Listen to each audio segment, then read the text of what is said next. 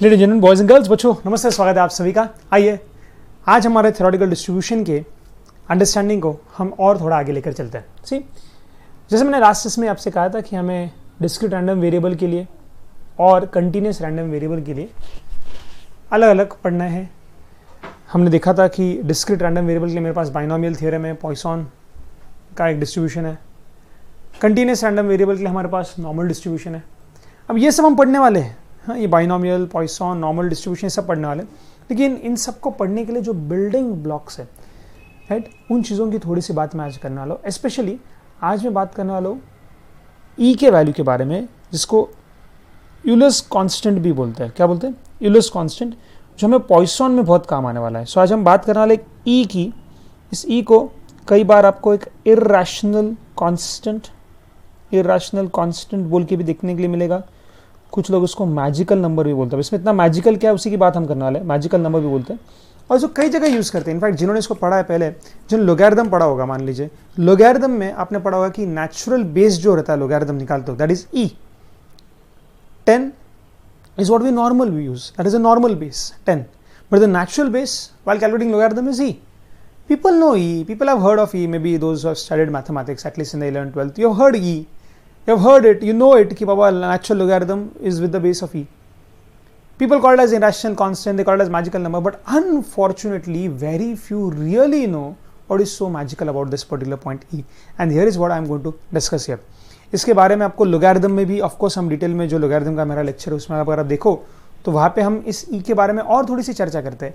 लेकिन आज एकदम डिटेल में बात करेंगे कि ई आया कहाँ से और क्यों इसको सच में मैजिकल नंबर कहते हैं। Okay, to understand this quickly let's take an example and let us understand the concept of growth. Okay, तो बच्चों मुझे ग्रोथ का कॉन्सेप्ट समझना है, तो चलिए एक एग्जाम्पल के तहत स्टार्ट करते हैं। यह देखना बच्चों, एक ग्राफ ले रहा हूँ मैं एंड से फॉर एग्जांपल मेरे पास यहाँ पे 0th ईयर है। ओके, यहाँ पे मान लेते मेरे पास 1 रुपया था। ओके, आज अब मान लेते इसको डबल होने के लिए 1 साल लगा। ओके, डबल होने के लिए। सो यहाँ पे मेरे पास कितने हो जाएंगे? 2। ओके, यहाँ पे डबल हो गया करेंसी मेरा। ओके, 2 रुपये आ गए मेरे पास। फिर क्या होगा? फिर 1 साल बाद और ये जो 2 थे वो तो है ही, प्लस ये 4 हो जाएंगे। फिर ये क्या हो जाएगा? ये ऐसे 8 हो जाएंगे। 1 2 3 4 5 6 7 8। Yes no? तो एसेंशियली हो क्या रहा है कि मान लीजिए यहाँ पे ग्रोथ देखने के लिए मिल रही है, और हर साल अगर आप ग्रोथ देखो तो कितना हो रहा है कि हर साल जो भी इसके पहले वाले ईयर में था, प्रीसीडिंग ईयर के एंड पे, वो डबल हो रहा है। इसी को हम कह सकते हैं कि 100% ग्रोथ हो रही है। कमॉन, क्या हो रही है? 100% ग्रोथ हो रही है मेरी। मतलब क्या कि यहाँ पे 1 रुपया था, तो 1 साल बाद क्या हो रहा है? 1 रुपये में 100% ऐड कर दो, तो 1 रुपी प्लस 100% करोगे आप तो 2 आएंगे। फिर 2 रुपये में और 100% ऐड कर दो आप तो 4 रुपये आ जाएंगे। 4 रुपये में और 100% ऐड करो, ऐड मतलब ये 4 तो थे ही, जो 4 है ही, प्लस और 4 100% जो आप ऐड कर दोगे उससे और 4 रुपये आ जाएंगे। तो ये ग्रोथ मेरी क्या हो रही है? मैं बोल रहा हूँ कि हर साल के बाद में ऐसा हो रहा है। बट क्या रियलिटी में ग्रोथ कभी ऐसे देखने के लिए मिलती है? राइट, नेचुरली नेचुरल वर्ल्ड में जितने भी हम बात करें तो नेचुरल वर्ल्ड में सच में ऐसी कभी ग्रोथ देखने के लिए नहीं मिलती। जैसे कभी फॉर एग्जाम्पल अगर आपके हाइट की बात कर ले, राइट, तो ऐसा कभी नहीं होगा कि आपकी हाइट, हाँ, आज मान लीजिए 3 फीट थी, बरोबर 1 साल बाद ही 4 फीट हो गई, बरोबर 1 साल बाद ही वो 5 फीट हो गई। हाँ, ऐसा नहीं होगा, ऐसा कभी नहीं होगा। एक पेड़ अगर बढ़ता है तो उसकी ग्रोथ ऐसी नहीं कि कभी भी 1 साल बाद बरोबर 5 आम आ गए, 2 साल बाद बरोबर 10 आम आ गए। नॉनसेंस। एक पेड़ आज जितना है बरोबर 1 साल बाद ही इतना बढ़ेगा, बरोबर आखिरी दिन पे इतना बढ़ेगा, ऐसा नहीं है। ग्रोथ ग्रेजुअली होती है। कौन कैसी? Gradually, every day, it's a continuous process. In fact अपन ने जब हमने स्कूल डेज में साइंस पढ़ा था, वहाँ पे आपको साइंस में तो ग्रोथ और डेवलपमेंट इसमें डिफरेंस था थोड़ा सा।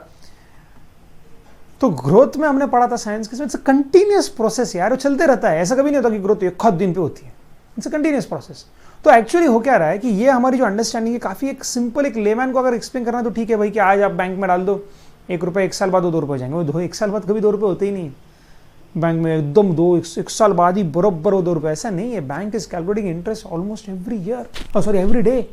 एवरी डे आज का आपका बैलेंस क्या है उसके ऊपर 1 दिन का इंटरेस्ट देते हैं वो, 1 दिन का इंटरेस्ट, फिर और 1 दिन का इंटरेस्ट उसमें ऐड कर देते हैं। ऐसा नहीं कि आज इतना था, 1 साल बाद बरोबर 2 रुपये होगा, बरोबर 3 साल बाद ही 4 होंगे, बरोबर उसके 1 साल बाद ही और 8 होंगे वो।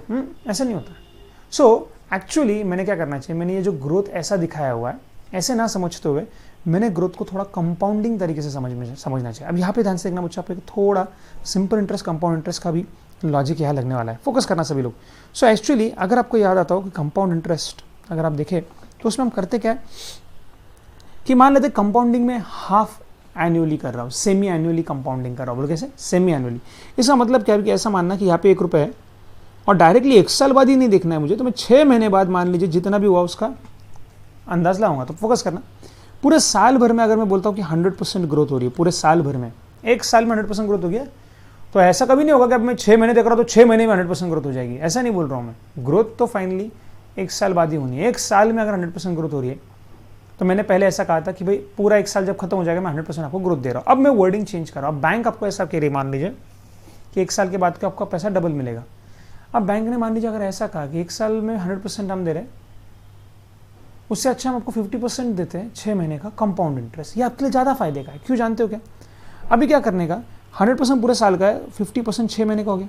अभी होगा क्या, कंपाउंड इंटरेस्ट के केस में स्पेशली क्या होता है कि आपका 1 रुपये जो है इसके ऊपर 50% जब आप कर दोगे तो कितना हो जाएगा 1.5, कितना हो जाएगा 1.5 6 महीने बाद। और अब क्या होगा, अगले 6 महीने के लिए आपको 50% जो इंटरेस्ट है या 50% ग्रोथ जो वो 1 रुपये के ऊपर नहीं निकाली जाएगी, वो इस 1.5 रुपीज़ के ऊपर निकाली जाएगी। इसलिए इसको बोलते हैं कंपाउंड इंटरेस्ट। कंपाउंड इंटरेस्ट में होता क्या है, जैसे फॉर एग्जाम्पल ये 100 रुपये, 1 साल बाद इसमें 10 रुपये का इंटरेस्ट ऐड होकर ये कितना हो जाता है 110। फिर अगले साल क्या होता है, अगले साल 110 के ऊपर 10% इंटरेस्ट निकलता है, 11 रुपये, वो 121 होता है। फिर इस 121 के ऊपर 10% निकलता है। इसलिए उसको बोलते हैं कि आपका इंटरेस्ट जो वो कंपाउंड हो रहा है प्रिंसिपल में। कौन कंपाउंड हो रहा है मतलब क्या, एडअप हो रहा है उस प्रिंसिपल में। तो जो भी आपका प्रिंसिपल था, जैसे 100 रुपये आपका प्रिंसिपल था, उस पर 10 रुपये इंटरेस्ट ऐड होकर आपका नया प्रिंसिपल 110 हो जाता है। तो ये 100 रुपये आपका क्या, कमाउंड, ये आपका प्रिंसिपल है। इसमें ये आपका 1 साल का इंटरेस्ट आ गया 10 रुपये, वो उसमें क्या हो जाता है ऐड। और ऐड होने के बाद फिर अगले साल आपको 110 के ऊपर 10% इंटरेस्ट निकाला। फिर वापस अगले साल वो 110 रुपये के ऊपर 11 रुपये का इंटरेस्ट आता वो इंटरेस्ट प्रिंसिपल में क्या हो जाता है ऐड। तो प्रिंसिपल 110 था, उसमें ये 11 रुपये का इंटरेस्ट क्या हो गया, ऐड हो गया। ऐड हो गया तो अब नया प्रिंसिपल क्या हो गया मेरा 121। इस 121 के ऊपर 10% निकाला जाता है। इसी को तो हम बोलते हैं कंपाउंड इंटरेस्ट। आपका interest is compounded, is added, is made one with the principal. तो सेम यहाँ पे अगर बच्चों मान लो 1 रुपये के ऊपर पहले 1 साल बाद डबल हो रहा था, पर ऐसा यूजुअली नहीं देखने के लिए मिलता। यूजुअली बैंक कभी ऐसा नहीं करेगी, बैंक वो वगैरह, या फिर बैंक तो पहली बात 100% इंटरेस्ट कोई नहीं देता, 1 साल में डबल कोई नहीं करता। मैं पहले ही बोल देता हूँ आपको, आज पैसा डालो और 1 साल में डबल, ऐसा तो कभी नहीं होता। बैंक क्या 6% 7% इंटरेस्ट पूरे साल का देती है, पर मैं 100% मान रहा हूँ। अब 100% डायरेक्टली 1 साल बाद निकालना, उससे अच्छा अगर मान लो अगर ऐसा हो गया तो कि कंपाउंडिंग हो रही है लेकिन ग्रेजुअली हो रही है। ग्रेजुअली मतलब क्या कि चलो 6 महीने बाद कर लेते हैं, तो 6 महीने कितना होगा 50%, तो 1 रुपये पे 50% ऐड किया मैंने तो 1.5 होगा। लेकिन कंपाउंड इंटरेस्ट का अगर केस रहेगा, कंपाउंड इंटरेस्ट, तो उसमें क्या होगा, नेक्स्ट टाइम इस 1.5 के ऊपर हम 50% निकालेंगे। कम क्या, नेक्स्ट टाइम हम इस 1.5 के ऊपर 50% निकालेंगे। तो कैलसी पे ले लेंगे जनाब 1.5, उसमें ऐड कर देंगे प्लस 50%, तो ये हो जाएगा 2.25। तो देखिए बच्चों साल के एंड में कितना हो गया 2.25। तो पहले केस क्या था कि अभी 1 ही रुपये है, डायरेक्ट 1 साल के बाद अगर 2 रुपये, क्यों, क्योंकि आपने 100% डायरेक्टली कब कैलकुलेट किया, साल के एंड में। बट ये जनरली नेचुरली देखने को नहीं मिलता। नेचुरली आप जितने भी ग्रोथ देखो यूजुअली राइट, नेचर में जितने भी ग्रोथ देखते हैं हम ऐसा नहीं देखते कि साल के एंड में डायरेक्टली 100% निकाला जाता है। अब मान लेते फिर मैंने एक थोड़ा सा अप्रॉक्सीमेशन करने की कोशिश की, चलो ठीक है 6 महीने के बाद देखते हैं। तो 1 रुपये है, साल भर में 100% का अगर मान लीजिए आपको इंटरेस्ट मिल रहा है, तो 6 महीने का 50% इंटरेस्ट मिलना चाहिए। तो 1 रुपये के ऊपर मैंने 50% निकाला, यहाँ पे कितना आ गया 1.5। फिर ये 1.5 और 50% से बढ़ गया, कितना हो जाता है 2.25। एवरीबॉडी सो अब और बेटर मजा कब आएगा वहाँ जानते हो, अभी देखो 1 रुपये कितना बन गया 2.25 बन गया। अब और देखना, अब ये 1 रुपये मैं क्या करता हूँ क्वार्टरली इंटरेस्ट निकालता हूँ। क्वार्टरली मतलब समझता ना, पूरे साल में कितने क्वार्टर आते हैं 4। अब ध्यान से देखना, पूरे साल में आपको 100% मान लीजिए इंटरेस्ट मिल रहा है साल के एंड में।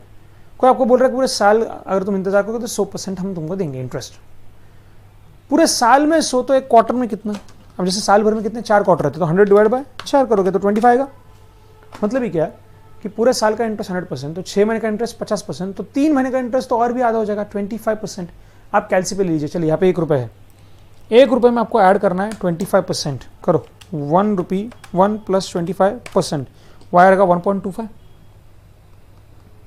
अब इस 1.25 में आप और ऐड करो 25% प्लस 25%, तो कितना हो जाता है 1.5625। ऐड करो इसमें प्लस 25%, तो आ जाएगा 1.95 यहाँ पे, और लास्ट क्वार्टर का और ऐड करो इसमें प्लस 25%, देखना आपका वैल्यू 2.441 आ गया। 2.441 आ गया ना। कैन यू नोट, अगर डायरेक्टली 1 साल के बाद अगर 100% निकाला जा रहा है इस 1 रुपये पे, तो 2 ही रुपये मिल रहे थे।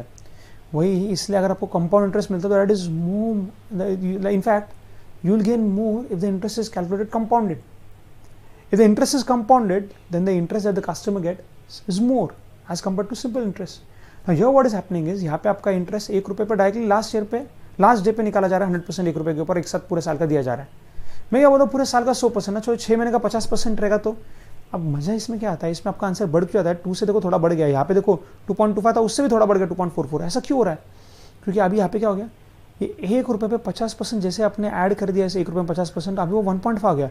तो बचे हुए 6 मंथ्स के लिए फोकस करना, बचे हुए 6 मंथ्स के लिए आपको 50% मिला है, लेकिन ये 1.5 पे मिला है। वही इस केस में क्या हो रहा था कि इस 1 रुपये के ऊपर ही डायरेक्टली पूरे साल का 100% आपको यहाँ पे मिल रहा था। यहाँ पे क्या हो गया, 1 रुपये पे 50% मिल गया 6 महीने के बाद, और 6 महीने के बाद आपका नया प्रिंसिपल बन गया 1 रुपये प्लस या 1.5, मतलब आप 1 रुपये प्लस 50% का इंटरेस्ट, मतलब 1.5 हो गया। और बचे हुए 6 मंथ्स के लिए आपको इस 1.5 के ऊपर 50% मिला, तो 2.5 हो गया। फिर अभी अगर आपका कंपाउंडिंग जितने जल्दी होगा बच्चों उतना अच्छा है। इसी कंपाउंडिंग मतलब क्या है, कंपाउंडिंग मतलब जब आपका इंटरेस्ट आपके प्रिंसिपल में ऐड कर दिया जाता है ताकि आपका एक एनहांस्ड इम्प्रूव्ड, क्या बोल सकते हो उसको, एनलार्ज प्रिंसिपल बने, थोड़ा प्रिंसिपल और बढ़ जाए।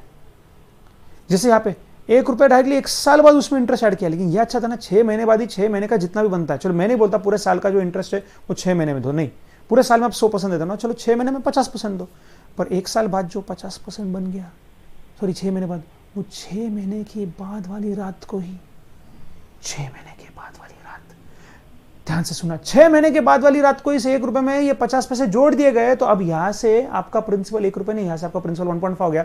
इसलिए अगले 6 महीने के लिए जब 50% इंटरेस्ट निकाला तो हमने 1 रुपये पे वापस 50 पैसे नहीं निकाला, हमने इस 1.5 के ऊपर 50% निकाल के 2.25 लाया। तो जितना जल्दी कंपाउंडिंग होगा, जितना ज़्यादा जल्दी आपका इंटरेस्ट आपके प्रिंसिपल में जोड़ दिया जाएगा, आप उतने फायदे में रहोगे, क्योंकि बचे हुए टाइम पीरियड के लिए आपको ये एक्सटेंडेड इन्फ्लेटेड प्रिंसिपल पे इंटरेस्ट निकाला जाएगा, राइट। जैसे यहाँ पे देखना, क्वार्टरली में तो और मजा है। क्वार्टरली में क्या है, इस 1 रुपये पे अगर मान लीजिए तुरंत पूरे साल का आप 100% देते हो, ठीक, पूरे साल का नहीं, 3 ही महीने हो गए, पर मैं क्या बोलता हूँ 3 महीने का मेरा जितना इंटरेस्ट हो गया सर, वो प्लीज़ मेरे प्रिंसिपल में आप ऐड कर दीजिए। 3 महीने का जितना इंटरेस्ट हो गया सर, आप प्लीज़ मेरे प्रिंसिपल में ऐड कर दीजिए। तो क्या हो गया, 1 रुपये के ऊपर पूरे साल का 100%, तो 3 महीने का 25%। क्यों, क्योंकि पूरे साल भर में 4 क्वार्टर आते हैं। तो मैंने क्या कहते हैं 100 को डिवाइड बाय 4 कर दिया, तो डिवाइड बाय 4 जब मैं करूँ तो मुझे मिल गया कि 1 क्वार्टर का 25% इंटरेस्ट आता है। तो मैंने क्या किया, फिर मैंने नेक्स्ट टाइम ये 1 रुपये के ऊपर 25% ऐड कर दिया। What do I get, I get 1.25। फिर मैंने क्या कर दिया, इस 1.25 के ऊपर और 25% ऐड कर दिया। 6 महीने बाद कितना हो गया, 1.5625, जो यहाँ पे 1.5 था 6 महीने बाद, यहाँ पे देखो 1.5625 हो गया। क्यों, क्योंकि इन 3 महीनों के लिए जो इंटरेस्ट निकाला गया है 25%, वो 1 रुपये पे नहीं निकाला, वो 1 रुपये 25 पैसे पे निकाला। फिर यहाँ पे देखना, ये 1.56 हो गया, तो अगले 3 महीने के लिए इसके ऊपर 25% और इंटरेस्ट मिला। फिर जो भी इंटरेस्ट हो गया वो वापस ऐड हो गया इसमें, वो ऐड होकर उसके ऊपर और 25% इंटरेस्ट मिला। इसलिए यहाँ पे देखना आपका टोटल फाइनल इंटरेस्ट जो है वो 2.441 आ गया। You getting what everybody. तो अब चेक करना, जितने जल्दी कंपाउंडिंग होगी उतना अच्छा है। अब रियलिटी में सिनेरियो टू सिनेरियो डिपेंड करता है कि आपकी बैंक कब कंपाउंडिंग करेगी। आपने कोई मान लीजिए फाइनेंशियल इंस्टीट्यूशन में पैसा लगाया, वो कंपाउंडिंग कब कर रहे हैं, क्या वो फोर्टनाइटली कर रहे हैं, हर 15 दिन के बाद कर रहे हैं, हर महीने के बाद आपका जितना इंटरेस्ट होता है वो आपके अकाउंट में जोड़ दिया जाता है, या जैसे मैंने आपसे कहा बैंक तो एवरी डे ये करता है, हर दिन। कौन सिंह है, हर दिन भी कंपाउंडिंग हो सकती है। मतलब आज आपका जितना प्रिंसिपल था उसके ऊपर आज एक दिन का कितना इंटरेस्ट बनता है। मैं ऐसा नहीं बोलता हूँ कि देखो अगर 100% इंटरेस्ट बोलती है बैंक, एग्जाम्पल पहली बात कोई 100% इंटरेस्ट देता नहीं, बट अगर 100% इंटरेस्ट है तो that is obviously understood. If nothing is mentioned you have to understand that it's 100% per annum. So when the interest is 100% per annum, I am not saying कि sir 6 महीने में आप मुझे 100% दे दीजिए। मैं तो क्या बोल रहा हूँ, पूरे साल का आप 100% देते हो ना, ठीक है ना, तो 6 महीने का सर आप 50% ही दे दीजिए, क्या दिक्कत है। 3 महीने का तो सर 25% ही दे दीजिए। तो बस बच्चों वही हमने यहाँ पे किया है। हमने 1 रुपये पे, मैं नहीं बोल रहा पूरे साल का 100% यही पे ऐड करके तुरंत 3 महीने बाद मेरे 2 रुपये हो जाएंगे, नहीं रे भैया, 100% पूरे साल का मिलेगा। तो ये 1 रुपये पे पूरे साल का 100%, साल में आते कितने क्वार्टर, 4, तो मैंने डिवाइड बाय 4 कर दिया, तो आ गया 1 क्वार्टर का 25% प्लस 25 प्लस 25 प्लस 25, और यहाँ पे 2.25 आ रहा था। अगर सेमी एनुअली मिल रहा है तो क्वार्टरली मिल रहा है तो आंसर आ जाएगा 2.441। तो यू कैन नोट कि जितने जल्दी कंपाउंडिंग होती है, आई रिपीट, जितने जल्दी कंपाउंडिंग हो जाती है उतना आपके लिए अच्छा है। जैसे अगर हर महीने हुआ तो महीने का इंटरेस्ट जितना भी हो गया तुरंत आपके अकाउंट में ऐड कर दिया गया। तो क्या होता है, बचे हुए अगले महीनों के लिए ये इन्फ्लेटेड प्रिंसिपल के ऊपर आपको इंटरेस्ट मिलता है। फिर वापस एक महीने का इंटरेस्ट जितना भी हो गया वो आपके ओल्ड प्रिंसिपल में ऐड करके वापस और इन्फ्लेटेड प्रिंसिपल निकाला जाता है। जैसे यहाँ पे देखना, यहाँ पे आपके इंटरेस्ट प्रिंसिपल में ऐड किया गया 6 महीने बाद, तो यहाँ पे प्रिंसिपल फर्स्ट टाइम इन्फ्लेट हुआ है और फिर इसके आगे फिर आपको इस इन्फ्लेटेड प्रिंसिपल पे इंटरेस्ट मिला। जबकि याद देखना, इस 1 रुपए पे इधर ही 25 पैसे ऐड करके इधर ही प्रिंसिपल 3 महीने बाद ही इन्फ्लेट हो गया, इसलिए फिर नेक्स्ट मंथ में ऑलरेडी इस इन्फ्लेटेड प्रिंसिपल के ऊपर ही आपको इंटरेस्ट मिला है जो यहाँ नहीं था। और बच्चों यही अगर मान लेते हैं ऐसा केस हो रहा है कि एवरी डे करना है, क्या करना है, एवरी डे, हर दिन का हर दिन, एवरी डे हर दिन का हर दिन अगर मान लीजिए करना पड़े, ओके, हर दिन का हर दिन अगर इंटरेस्ट जितना आ रहा है वो मुझे करना पड़े, तो मैं कर क्या रहा हूँ, मैं कैसे कर रहा हूँ ये सब, मैं ऐसा कर रहा था कि सबसे पहले मैं ये 1 रुपये में 100% ऐड कर रहा था डायरेक्टली पूरे साल बाद, राइट, रेज टू 1। अब मुझे मान लीजिए ऐसा नहीं करना है, मैं क्या करूँगा, मैं 100% था तो सेमी एनुअली इंटरेस्ट निकालने वाला हूँ। कैसे निकालने वाला हूँ मैं, सेमी एनुअली। सेमी एनुअली मतलब क्या, 6 महीने का। तो 1 रुपये पे 6 महीने का कितना आएगा, 100 डिवाइड बाई 2, क्योंकि साल भर में कितने 6 मंथ्स आते हैं, कितनी बार आते हैं 6 मंथ्स, 2 बार, इसको बोलते हैं कन्वर्जन पीरियड्स। साल भर में क्वार्टर कितने आते हैं, 4 बार, कन्वर्जन पीरियड्स को बोलते हैं। सो मैं क्या कर दूंगा, 100% पूरे साल का, तो 6 महीने के लिए डिवाइड बाई 2 कर दिया। और ये नंबर ऑफ ईयर 1 था, लेकिन 1 नहीं, अभी मैं क्या कर रहा हूँ, मैं 6 महीने के 2 बार इंटरेस्ट लूंगा, तो 50% इंटरेस्ट 2 बार लूंगा। Getting point. वही अगर मान लेते मुझे क्वार्टरली चाहिए, तो 100 तो पूरे साल का है, तो एक क्वार्टर के लिए डिवाइड बाय 4 कर दिया। और ऐसा इंटरेस्ट जो आने वाला है 1 + 25%, फिर वापस इसके ऊपर प्लस 25% वगैरह वगैरह वगैरह, तो क्या बन जाएगा, raise to 4, right, raise to 4, simple. क्यों, हमेशा देखना नीचे क्या रहता है, डिवाइड बाय कन्वर्जन पीरियड, ऊपर मल्टीप्लाइड बाय कन्वर्जन पीरियड। तो यहाँ पे 2 कन्वर्जन पीरियड है तो मल्टीप्लाइड बाय 2, यहाँ पे 4 कन्वर्जन पीरियड आते हैं। क्वार्टर कितने आते हैं पूरे साल में, क्वार्टर कितने आएंगे, 4 पूरे साल में, तो पूरे साल में क्वार्टर आने वाले 4। सो जो भी रेट ऑफ इंटरेस्ट है उसको डिवाइड बाय 4 करना पड़ेगा, क्योंकि ये रेट ऑफ इंटरेस्ट पूरे साल का है, तो एक क्वार्टर का निकालने के लिए डिवाइड बाय 4। लेकिन फिर नंबर ऑफ पीरियड जैसे नंबर ऑफ पीरियड कितनी बार आपको ऐड करना पड़ेगा, 4 बार करना पड़ेगा। अभी एक बार नहीं, ऐसा नहीं कि साल के एंड में, अभी 4 बार करने का। तो हमेशा इस 100 को, 100% क्या मेरा ग्रोथ रेट, कम ऑन, 100% क्या मेरा ग्रोथ रेट है, ओके, 100 नहीं है, 100% है, तो आप 100% लिखिए या डायरेक्टली से 1 लिखिए तो भी चल जाएगा। 100% मतलब 1। सो क्या करना है, 1 divide by conversion period and the whole raise to multiplied by conversion period. क्यों, क्योंकि उतना कंपाउंड होने वाला है, उतना वो ग्रो होने वाला है। सो इस तरीके से बच्चों अगर आप देखते जाएंगे, मैं जितनी यहाँ पे वैल्यू बढ़ाने की कोशिश कर रहा था, यहाँ पे देखो जितना जितना मैंने कंपाउंडिंग जल्दी जल्दी किया, जितने जितने कन्वर्जन पीरियड बढ़ते गए, मेरे जो आने वाले वैल्यूज थे वो बढ़ते गए। जैसे 1 का 2 रुपये हो गया, 2 का 2.5 हो गया, पर यहाँ पे देखो 1 का 1 का 2 रुपये हुआ, फिर यहाँ पे 1 का 2.25 हो गया, फिर यहाँ पे तो देखो 1 रुपये का 2.441 हो गया। सो यू कैन सी कि जितने जल्दी कन्वर्जन बढ़ रहा है, कन्वर्जन पीरियड जितने मेरे बढ़ रहे हैं, राइट, कन्वर्जन पीरियड जितने बढ़ रहे हैं मेरे एक टाइम पीरियड में, एक साल भर में, उतना ज़्यादा इंटरेस्ट मिलेगा, कंपाउंड उतनी फास्ट हो रही है। लेकिन आप मजे की बात क्या, इसको मैजिकल नंबर क्या बोलते हैं। अब ऐसे बढ़ाते जाइए इसको। चलो आपने क्या किया, क्वार्टरली निकाला, फिर आप मंथली इंटरेस्ट निकालो। मंथली में क्या होगा, डिवाइड बाय 12। मैंने बोला एकदम सिंपल फॉर्मूला क्या रहेगा मेरा, 1, ये 1 रुपये है, उसमें ग्रोथ होगी इसलिए 1 प्लस, फॉर्मूला का लॉजिक देखो, 1 रुपये था उसमें ग्रोथ होगी, ग्रोथ इसलिए प्लस किया, प्लस कितना 100% होगा, 100% तो पूरे साल का होता है, 100% बोलो या 1 बोलो, पूरे साल का 100%। अभी आपको मंथली चाहिए क्या, तो डिवाइड बाय 12 करो, एक मंथ का आ जाएगा इंटरेस्ट रेट, और इस होल को फिर रेस्ट टू 12 करो। तो अब जैसे जैसे बच्चों ये वैल्यू निकाले जाएंगे ना, 1 + 1 अपॉन ये n आप बढ़ाते जाएंगे और ऊपर यहाँ पे रेस्ट टू n आ जाएगा। तो ये फॉर्मूला क्या बन रहा है मेरा, कहीं ना कहीं 1 + 1/n रेस्ट टू n। आप देखोगे कि जितना मैं यहाँ पे जल्दी कन्वर्जन कर रहा हूँ, जितना जल्दी कन्वर्जन हो रहा है, कन्वर्जन पीरियड आपका जितना कम, जितने कन्वर्जन सेशंस आपके ज़्यादा, राइट, कि यहाँ पे क्या हो रहा है, साल भर में एक ही कन्वर्जन पीरियड, यहाँ पे साल भर में 2 कन्वर्जन पीरियड, यहाँ पे साल भर में 4 कन्वर्जन पीरियड। जितने कन्वर्जन पीरियड ज़्यादा, जितना ज़्यादा जल्दी कंपाउंडिंग होगा उतना आपको फाइनल मिलने वाला अमाउंट ज़्यादा है। लेकिन बच्चों ज़्यादा खुश होने की जरूरत नहीं, ये एक लेवल तक ही बढ़ता है। जैसे जैसे आप n की वैल्यू बढ़ाते जाएंगे, जैसे आपके अंडरस्टैंडिंग के लिए यहाँ पे मैंने ये देखिए एक रेडीमेड टाइम देखे, एक रेडीमेड करके रखा हुआ है, right, so that you can understand कि आपका टाइम बच जाए। तो ये एक में डायरेक्टली अगर मैं एक ही कन्वर्जन पीरियड करूँ तो डायरेक्टली 2 आएगा, लेकिन 2 कन्वर्जन पीरियड्स अगर रखूँ मैं तो 2.24 आ रहा था, हमने देखा था। 4 कन्वर्जन पीरियड रखा था हमने, 2.441 आ रहा था, हमने देखा, यस नो। वैसे अगर 12 कन्वर्जन पीरियड रखोगे तो यह आएगा 365। ओह 365 कन्वर्जन पीरियड, मतलब समझ रहे हो कि every day, oh my God, one second, क्या एवरी डे कन्वर्जन हो रहा है। एवरी डे कन्वर्जन के लिए क्या करना पड़ेगा, 1 + 100% मतलब 1। अभी 100% कब मिलेगा? पूरे साल में। आप बोल रहे हैं मुझे एक दिन का इंटरेस्ट निकालना है, तो पूरे साल का 100%, तो एक दिन का डिवाइड बाय 365, बट देन ऐसा कन्वर्जन आपके रेस टू 365। अब जैसे जैसे ये बढ़ जाएंगे, वैल्यूज थोड़े से अप्रॉक्सीमेट किए हुए, थोड़े से इसमें एक हाथ कुछ रह गया रहेगा, जैसे ये मेरे ख्याल से 2.718 और कुछ तो यहाँ पे 14 ऐसा कुछ तो है, आई डोंट नो, बट कुछ तो है exact. But you will note कि यार ये वैल्यू बढ़ रहा है, लेकिन एक लेवल के बाद ये वैल्यू देखो खास नहीं बढ़ती। जैसे यहाँ पे 2 का 2.25 हो गया, बहुत बड़ी बात है। 2.25 का 2.44 हो गया, वाह।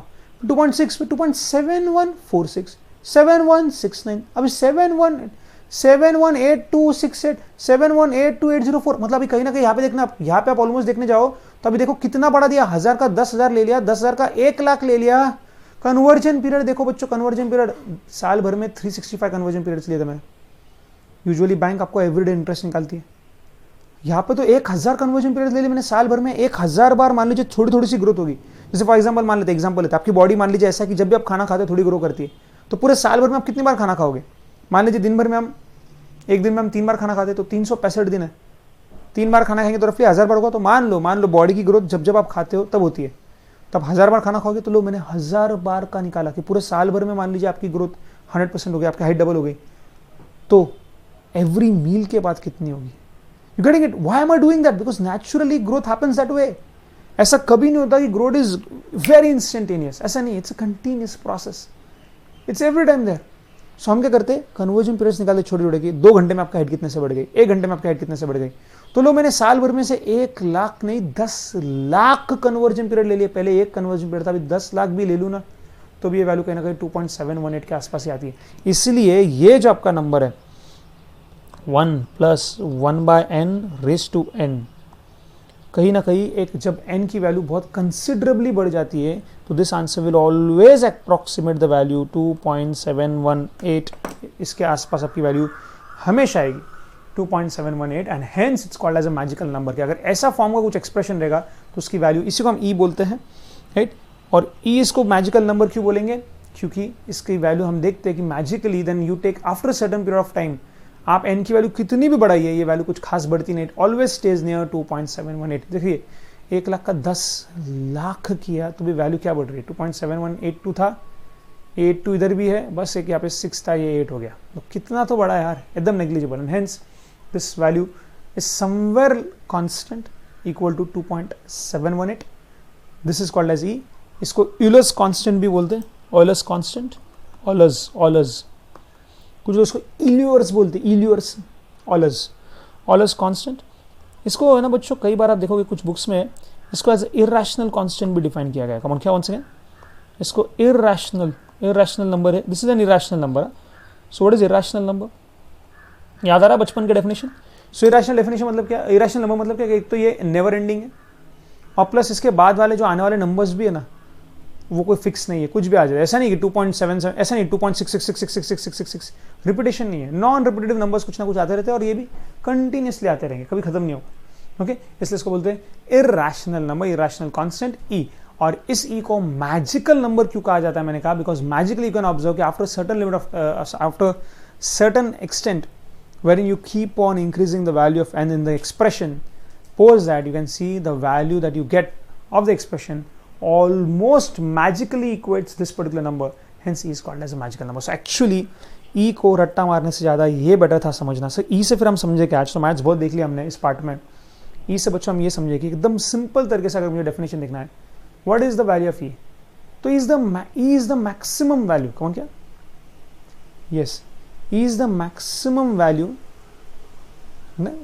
that one can achieve, and one can receive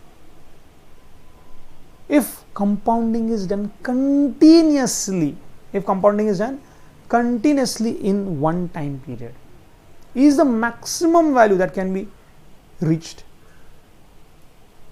with an 100% growth rate। यहाँ पे growth rate हमने क्या लिया? लेकिन 100% है, ये 100% growth rate है, इसलिए 1 का 2 रुपए हुआ। अगर आप मान लीजिए 200% ग्रोथ रेट लेते तो ये 1 का 3 रुपए होता, फिर कुछ और वैल्यूज आते। तो E is the maximum value that can be calculated, that can be achieved, that can be ascertained by continuously compounding at a growth rate of 100% per annum। मतलब ये आप समझिए बच्चों, ये कर क्या रहे हैं हम? एसेंशियली अगर मुझे आपको देखना है कि हर घंटे आपकी हाइट कितने से बढ़ रही है, ये भी अगर मुझे निकालना है, तो जैसे मैंने यहाँ पे आपको निकाला बताया कि 365 डेज में आपकी हाइट इतने से बढ़ गई, तो हर दिन आपकी हाइट कितने से बढ़ गई, वो रफली हम उस ग्रोथ रेट को अप्रॉक्सीमेट कर सकते हैं। फिर मैंने आपसे कहा कि मान लेते ऐसा नहीं, हाइट का तो ऐसा है कि जब जब आप खाना खाते हो तभी भी थोड़ी थोड़ी वो बढ़ती है, वो मुझे एग्जैक्ट निकालना कि ग्रोथ रेट क्या है। तो रियलिटी में ये मानना कि डायरेक्टली 1 साल बाद आपकी हाइट 4 फीट से 5 फीट हो गई तो पूरे साल भर में आपका इतना इतना ग्रोथ रेट ऐसा रहा, दैट इज एक्चुअली रॉन्ग। पूरे साल के एंड में ही सिर्फ ग्रोथ नहीं हुई, एक्चुअली ग्रोथ हर बार होती रही, और जितनी ग्रोथ थी वो कंपाउंडेड ग्रोथ हो रही थी। इसलिए हम ई को क्या बोल सकते हैं, ई को अंडरस्टैंड करो, ई को फील करो कि डिफाइन करने की जरूरत क्या थी। ई को डिफाइन करने की जरूरत ये थी because E actually what is it somewhere communicating, it's communicating that if you actually have a continuous compounded growth, this is the maximum value that you can reach. 1 रुपया मैक्सिमम इतना हो जाएगा, इतने कम, ये जो ये है, ये क्या है, ये 1 रुपये with this many conversion periods, ये सब कन्वर्जन पीरियड्स है बच्चों, ये n के वैल्यूज, और ये 1 + 1/n रेज़ टू n के वैल्यू है, मतलब e के वैल्यूज। ये एक ऐसा नहीं है कि ये 10 लाख रुपए की चीज इतने 2 रुपए की हो गई, ये 1 रुपया, लेकिन कंपाउंडेड मान लीजिए कितनी बार हुआ, almost 10 lakh times in a year, तो एवरी टाइम कितने से वो बढ़ा। सो ये ग्रोथ रेट क्या हो रही है हमारी, हम कहीं ना कहीं कंपाउंडेड ग्रोथ रेट ले रहे हैं। यू शुड अंडरस्टैंड कि ऐसा क्यों, क्या डिफरेंस करता है बच्चों। देखिए ऐसा कभी नहीं कि आपकी हाइट यहाँ पे 4 फीट थी और डायरेक्टली 1 साल बाद ही 5 फीट हो रही है, ऐसा नहीं होता है। यहाँ पे थोड़ी सी आपकी हाइट बढ़ जाती है, फिर ये दोनों मिलकर और थोड़े से 2% से बढ़ते, और ये 2% से बढ़ते, और ये 2% से बढ़ते। मान लीजिए जैसे कुछ करते करते साल भर में आप यहाँ पहुँचते हो, एग्जाम्पल है, साल भर में आप मान लीजिए यहाँ पे पहुँचते हो, so that growth rate is be calculated compounded. जैसे मैंने यहाँ पे आपसे कहा कि ग्रोथ कांस्टेंट नहीं है, 1 का 2 रुपये ही होता है 100%, ऐसा नहीं है। ये 2 को 50%, लेकिन 2 बार बढ़ाओगे तो 2.25 हो जाएगा। तो आपको समझना है कि जब आपकी ग्रो होती है, आपकी हाइट बढ़ती है, तो ऐसा नहीं कि ये था और इसी के ऊपर डायरेक्टली 10% निकल के वो लास्ट ईयर में लास्ट डे पे बढ़ जाती है। एवरी टाइम मान लीजिए अब इतने थे, फिर आप थोड़े से बढ़ गए, फिर ये जो थोड़े से बढ़ गए ना, ये और मान लीजिए हो सकता है 1% से बढ़ जाए, फिर और ये मान लीजिए हो सकता है 0.2% से, 0.2% से, 0.2% से, 0.2% से, 0.2% से, जो कंपाउंडेड फिगर आता है वो 0.2% से ओवरऑल बढ़ता है। Fair of everyone. इसलिए ये ग्रोथ जो है, ई को अगर मुझे एकदम सिंपल लेमन तरीके से अंडरस्टैंड करना है, so E is what it's a maximum value, right, that can be achieved by what, कौन, compounded growth, continuous compounded growth, continuous compounded growth, right, in one time period. Maximum value that can be achieved using continuous compounded growth क्या, लेकिन at the rate of 100% per annum in one time period, in 1 year, one time period. ये है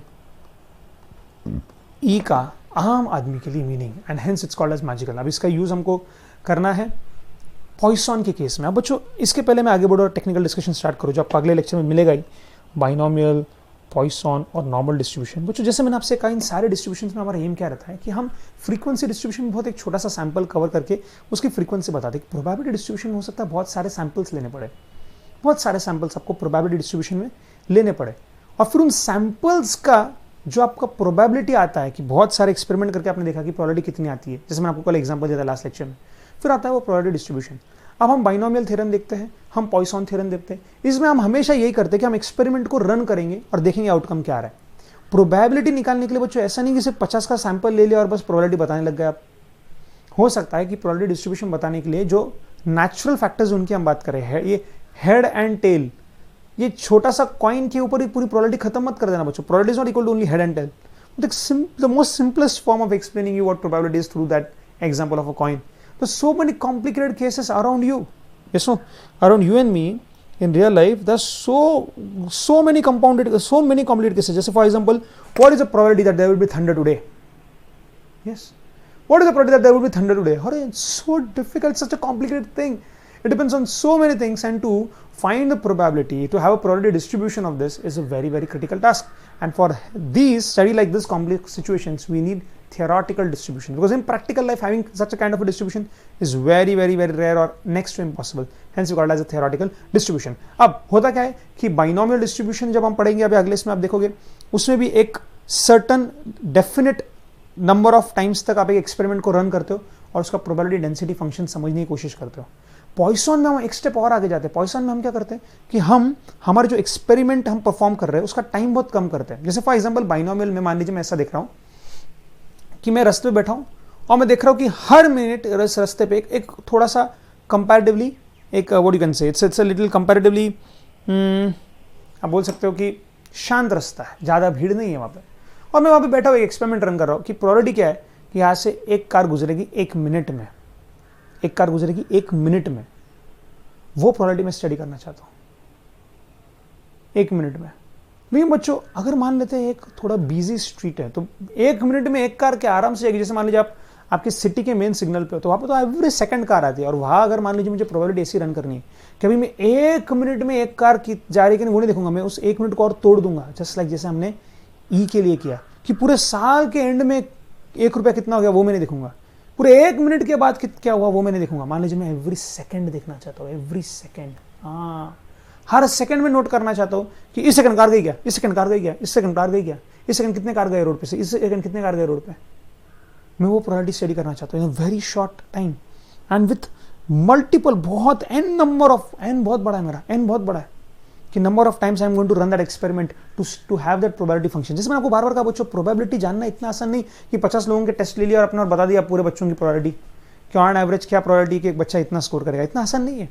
and hence for such complicated cases we need this theoretical distributions. So now without wasting any further time, finally let's start in our next session जो हमारे regular lectures है।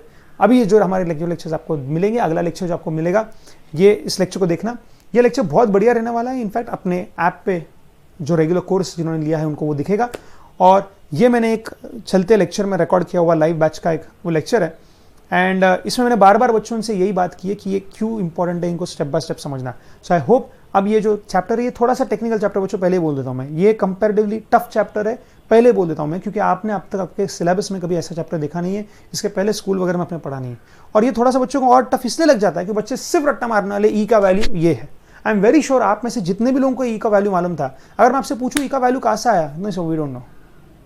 और ई इतना important क्यों है, उसको इतना मैजिकल नंबर क्यों बोला जाता है, नहीं so we don't know. E ये है, फिनिश, ई का वैल्यू ये डालो, put the value, get the answer. This is wrong, this is insane. Learning mathematics this way is wrong. ये उस सब्जेक्ट का अपमान है, right. So here I have clarified what is the meaning of the word e, why is so magical, and now pose that in the next lecture that you C you will be able to understand all these distributions in a very beautiful manner.